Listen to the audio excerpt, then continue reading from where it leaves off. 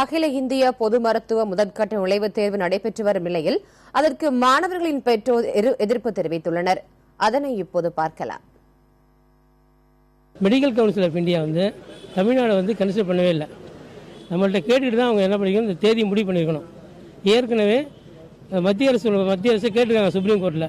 கேட்ட வகையில் இவங்க என்ன பண்ணிக்கலாம், அப்பயே எங்கள் தமிழ்நாடு அரசு தனியாக நடத்திட்டு இருக்கோம். 2007 பிறகு +2 மார்க் வச்சு தான் அட்மிட் பண்ணிகிட்டு இருக்கோம்.